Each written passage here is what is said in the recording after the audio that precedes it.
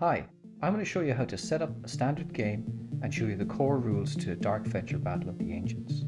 For faction specific guides, I'll be making other videos about them at a later stage. But first, let's get on to the setup. Choose whether you're going to use the main map or the underground map for your game. Both setups are identical, but for the sake of this, I will be using the main map in this tutorial. Before placing any tokens, we need to look at the setup in the rulebook. Now grab 2 red action tokens and have a look at the alphabetical and numerical coordinates on the map. Add your first action token to D10 and your second action token to I6. Now take 7 blue item tokens and place them on B5, B15, C3, E11, J8, L13, and N3. The next step is for each player to choose which faction they're going to play as.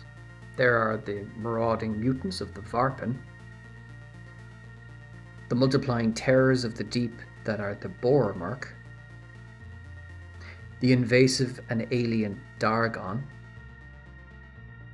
the interdimensional parasitic zombies known as the Orpal, and the brainwashed reanimated cult of the Alderkang. You can also choose to play as an individual hero like Larvok or Thox. 3 new heroes will be added to the second printing of this game, and I am particularly looking forward to that floating head. Once you've chosen your faction, you need to divide your units up into their different categories of numbers. These are outlined at the top of your faction dashboard. Place your units on the corresponding points on the dashboard and then stack the remaining units as such. Our second player is going to choose the Boromurk and is going to organize their units in the same fashion as we did with the Varpen. The third player is going to choose the Dargon and organize their units in the same way too. Now place a genetic memory card next to each dashboard. Take the action tokens, the small item tokens, the resources, walls, and fences, and place all of them nearby. Add the points tracker to the top, all of the dice as well, the victory point cards to each player, and then add the item deck and the action deck, and we're ready to go. Each player will now look at the basic setup at the top of their dashboard. This shows the options for where they can place their first units. And now, with all 3 players having placed their first units, the game is fully set up.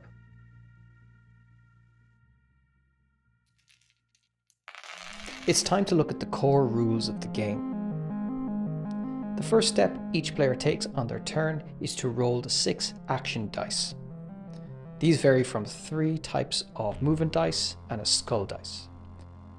The orthogonal die lets you move 1 space up, down, left or right, while the double orthogonal die lets you move 2 spaces up, down, left or right, but you can change direction for the second move as shown.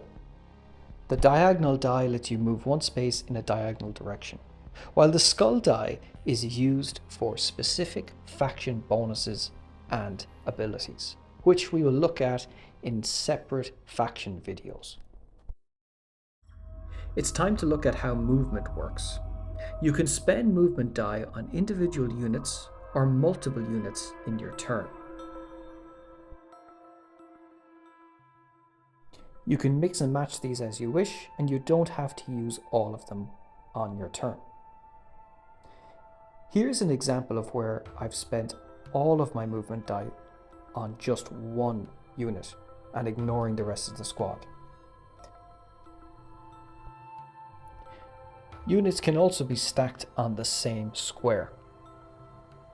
Leftover dice can be converted into action tokens. These action tokens are stored in your genetic memory for subsequent turns, and they work just like normal action die.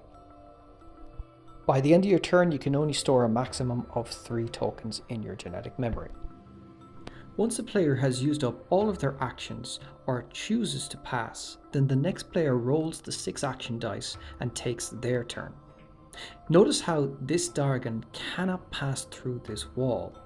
Walls are represented by these grey lines and by the black rock walls used in the underground map. Roads offer a +1 movement bonus if the unit starts and finishes their movement on the road. As we can see with this double orthogonal die, it allows for 3 movement squares. This is because the unit started and ended on the road. The same can be shown with a diagonal die. Entrances to buildings and bridges count as roads, while the underground map doesn't contain any roads. Entering a tile with water costs an additional movement point. In this case, the Dargon needs a second orthogonal die in order to enter the water. Alternatively, they could use a double orthogonal die. And the same can also be shown with 2 diagonal dice, but you cannot mix directional dice for this. There is no movement penalty for exiting a water space. And we can see here the Dargon can spend 3 movement points to traverse this stream, 2 to enter and 1 to exit. If this unit were to spend the same movement points crossing the bridge, they would move significantly further. Units can jump off bridges too, however keep in mind that the water penalty can still count here. Units can also traverse under bridges. Notice how the Boermark are not affected by any water penalties. Resources play a crucial role to some factions in the game. Some units can attempt to gather by spending either 1 movement die or 2 skull dice. They must then roll a d6, and for most resources this involves scoring an even number. The resource you collect is based on the corresponding tile your unit is on. Rolling an odd number results in a failed attempt. Like resources, barricades can be used by only some factions. Some units can spend 1 movement die and 1 wood to create a fence.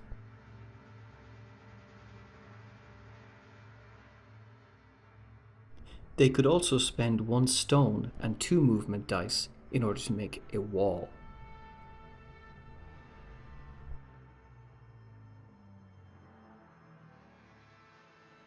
Barricades can be built along any line within the tile that the unit is currently occupying. Alternatively, they can be placed diagonally, splitting the tile in half, and in this case, the unit must decide which side of the tile they are now occupying. Barricades can be placed in a row to create larger fortifications. In order for this unit to traverse this fence, they must spend an extra movement point. This is quite similar to the water movement penalty we discussed earlier.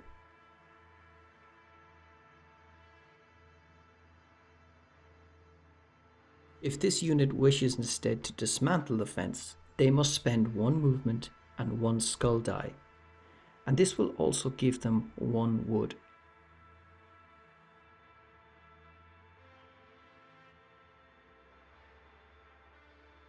However, if this unit wishes to traverse a wall, they will need to spend an additional 2 movement points.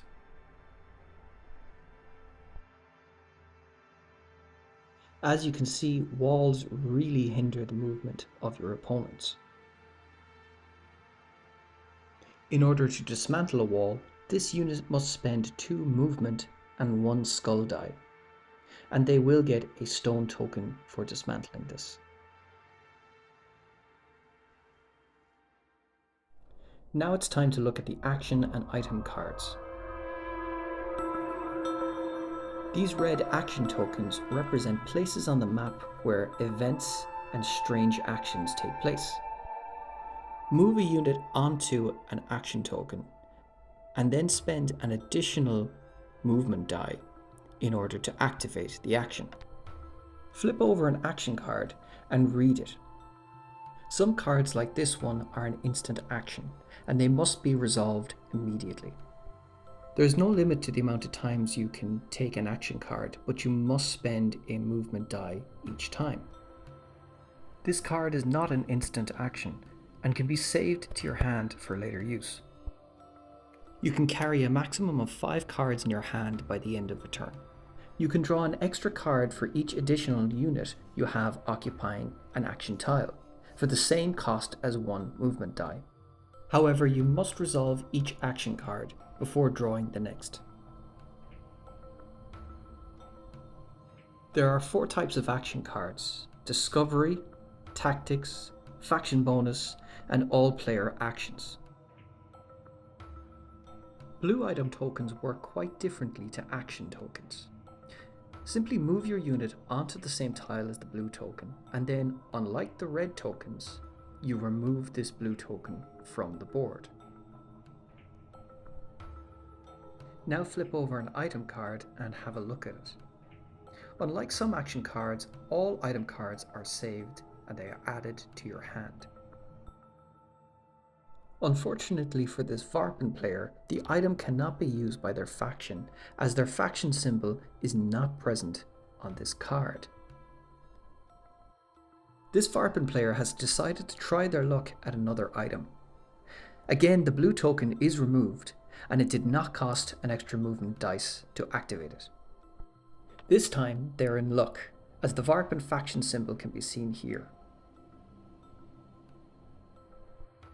This card is added to their hand, however they now have too many cards and so decide to discard of the rotting fish. Unlike action cards, items can be equipped to your units. If you'd like to keep track of these, you can use the item tracker tokens. If a unit is removed from the board, the token remains and the card is placed at a neutral place on the table for other units to pick up later. And now it's time to look at combat.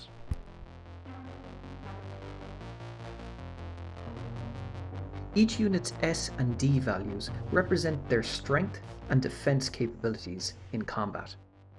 S2D1 means that this Varpen uses 2 dice to attack and 1 die to defend. The S2D2 for the Spormerk means that it has 2 dice for both attacking and for defending.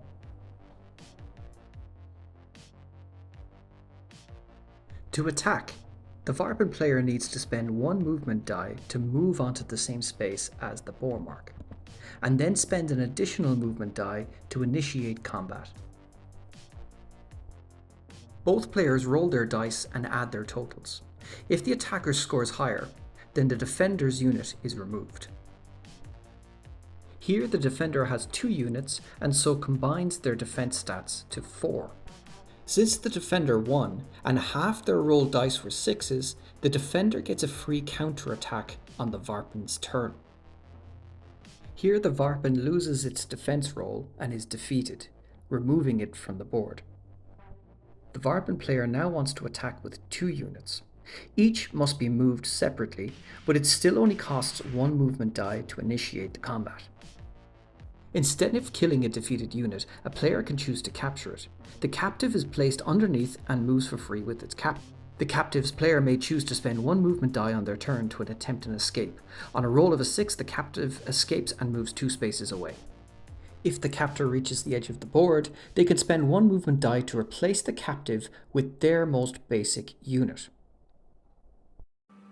Ancients are divine manifestations and leaders, worshipped by each of the factions. They can be summoned onto the board by fulfilling each of their 3 requirements. And these powerful units are forces to be reckoned with and provide unique faction bonuses.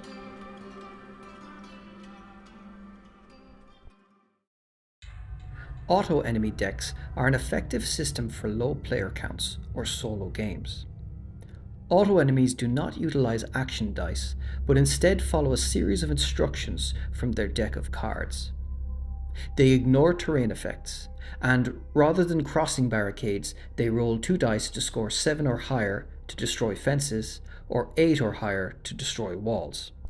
Auto enemies also do not collect any items, and when activating them, they are designated from west to east on the board. Finally, it's time to discuss victory points. In a victory point game, you choose whether to play a 10, 20, or 30 point game. Points are scored by fulfilling anything mentioned on the victory point objective cards or at the bottom of your dashboard. The first player to reach the target wins the game. The Underground Adventure and Scenario games are other ways to play this game, which I hope to look at in future videos. My next series of videos will look at the asymmetric factions and their specific rules. Thank you so much for watching, and please make sure to like and subscribe. Catch you on the next one.